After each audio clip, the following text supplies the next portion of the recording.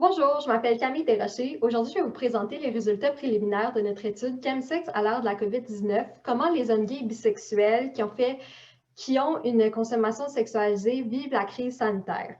Donc, les professionnels travaillant auprès d'hommes gays et bisexuels qui font du chemsex se sont inquiétés des conséquences de la pandémie de COVID-19 sur leur état de santé, puisque c'est une population plus vulnérable à des problèmes liés à la santé mentale, à la consommation et à la santé sexuelle. Les deux objectifs de l'étude sont de mieux comprendre comment les hommes gays et bisexuels qui font du chemsex ont fait face à la crise sanitaire et de décrire les impacts de la COVID-19 sur leur sexualité et leur consommation. Pour commencer, l'équipe de recherche a interviewé 8 informateurs clés qui ont permis de mieux comprendre c'était quoi les enjeux qui rencontraient les hommes gays bisexuels et de bonifier le canevas d'entrevue.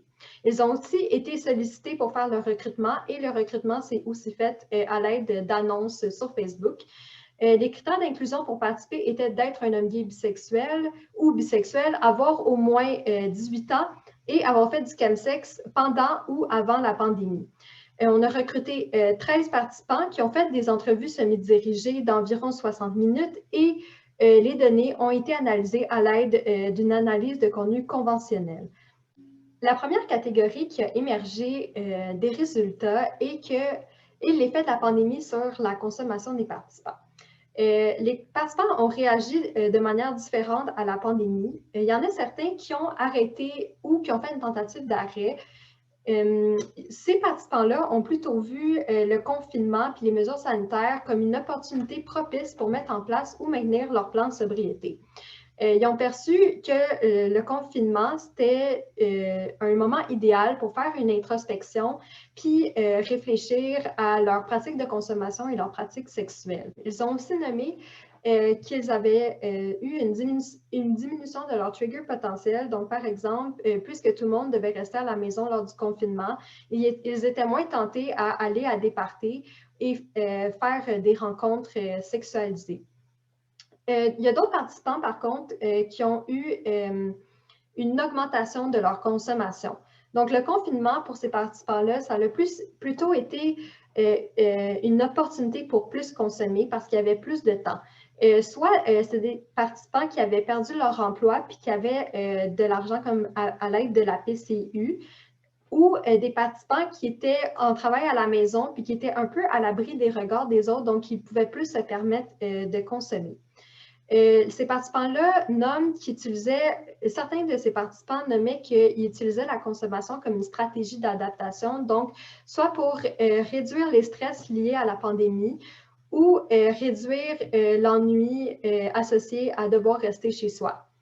Il y a aussi certains de ces participants qui ont commencé à consommer seuls durant la pandémie, donc la consommation n'était plus nécessairement associée à la sexualité. Il y a d'autres participants qui ont eu une diminution circonstancielle de leur consommation. Donc, qu'est-ce que ça veut dire? C'est que leur consommation a diminué, mais pas parce qu'ils avaient envie qu'elle diminue, mais plutôt parce qu'ils n'ont pas vraiment eu l'occasion de consommer puisqu'ils ne voyaient plus de partenaires sexuels. Ou il y en a d'autres qui ont nommé que le prix du cristal meth avait augmenté, donc ils ne pouvaient plus se permettre d'en acheter autant, alors ils ont diminué leur consommation. La deuxième catégorie qui a émergé des résultats, c'est qu'il y a plusieurs participants qui ont adapté leurs pratiques sexuelles pour se protéger de la COVID-19.